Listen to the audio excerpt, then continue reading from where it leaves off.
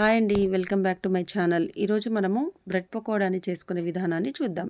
Bread పకోడాకి కావాల్సిన పదార్థాలు ఇక్కడ అన్నీ రెడీ చేసి పెట్టుకున్నానండి. ఆలుని కూడా బాయిల్ చేసి పెట్టుకున్నాను. మనకు కావాల్సిన ఇంగ్రీడియంట్స్ని కూడా కట్ చేసి పెట్టుకున్నాను. ఒక బౌల్లో ఆలుని తీసుకొని దాన్ని మంచిగా మ్యాష్ చేయాలండి. మ్యాష్ చేసుకుంటూ అది మెత్తగా అయిన తర్వాత దాంట్లో మనము ముందుగా కట్ చేసి పెట్టుకున్న క్యాప్సికమ్, క్యారెట్, కరివేపాకు, పచ్చిమిర్చి, సన్నగా తరిగిన కొత్తిమీర అన్నీ వేసుకోవాలండి. వేసుకున్న తర్వాత దాంట్లో కొంచెం పసుపు, కారం, తగినంత ఉప్పు, 3 స్పూన్స్ నిమ్మరసం, pepper powder, next chaat masala ఇవన్నీ కలుపుకోవాలి. ఈ మిక్చర్ మొత్తం మంచిగా కలిసేటట్టు అనమాట కలుపుకుంటూ మసాలా మొత్తం ఆలూకి తగిలేటట్టు అనమాట. సో మొత్తం మంచిగా మిక్స్ చేసుకోవాలండి. మిక్స్ చేసుకున్న తర్వాత నేను ఇక్కడ స్లైసెస్ని 6 తీసుకున్నాను. మీరు ఇంకా ఎక్కువ కావాలంటే ఇంకా ఎక్కువ కూడా తీసుకోవచ్చండి. ఈ మిక్చర్ని నేను ఎక్కువగానే చేసి పెట్టుకున్నాను, ఎందుకంటే దీంతో ఆలు టిక్కీ కూడా చేయొచ్చు అనమాట.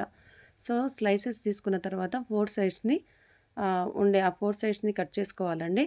కట్ చేసుకున్న తర్వాత ఒక బౌల్లో వాటర్ తీసుకోండి. సో ఆ వాటర్లో ఈ బ్రెడ్ స్లైసెస్ని డిప్ చేయాలి.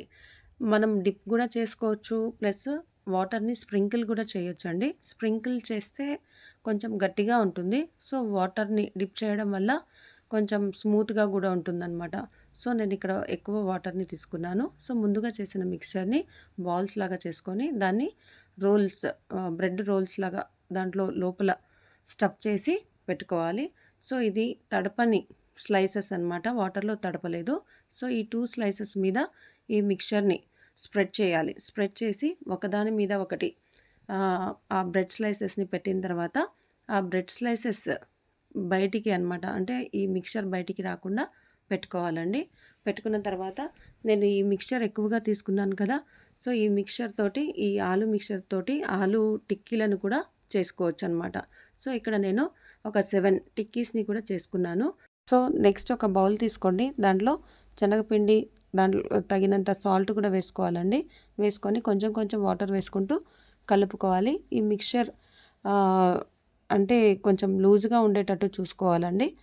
మంచిగా లంప్స్ లేకుండా కలుపుకోవాలి. నేను ఇది కలిపే ముందే ఒక బాండీలో ఆయిల్ వేసి స్టవ్ పైన పెట్టానండి వేడి చేయడానికి.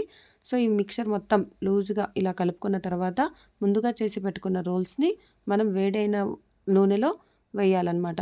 వేసిన తర్వాత ఇది బ్రౌన్ కలర్లో వచ్చేంత వరకు దాన్ని కాల్చాలి. సో ఇది సిమ్లో పెట్టుకోవాలండి, మరి హై ఫ్లేమ్లో పెట్టకూడదు. ఇలా బ్రౌన్ కలర్లో వచ్చిన తర్వాత దాన్ని ఒక ప్లేట్లో తీసుకోవాలి. మనం ఇంతకుముందే చేసి పెట్టుకున్న శాండ్విచ్ని కూడా శనగపిండిలో డిప్ చేసి ఇది కూడా బ్రౌన్ కలర్లో వచ్చిన తర్వాత తీసేయాలి.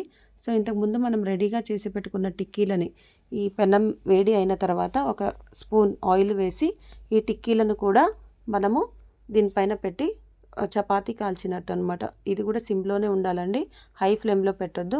సో ఇది కూడా బ్రౌన్ కలర్లో అటు ఇటు 2 వైపులా బ్రౌన్ కలర్లో వచ్చేంత వరకు కాల్చుకోవాలి. దీనిపైన బ్రెడ్ క్రమ్స్ కూడా వేయచ్చు, నేను యాడ్ చేయలేదండి, కావాలంటే మీరు యాడ్ చేసుకోవచ్చు. ఒక్కొక్కటిగా ప్లేట్లో తీసుకోండి. చూసారు కదండి ఎంత ఈజీగా చేసుకోవచ్చు. ఈవినింగ్ స్నాక్స్ రెడీ అయింది కదా, బ్రెడ్ పకోడా అండ్ ఆలు టిక్కీ. సో పిల్లలు ఎంతో ఇష్టంగా తింటారండి.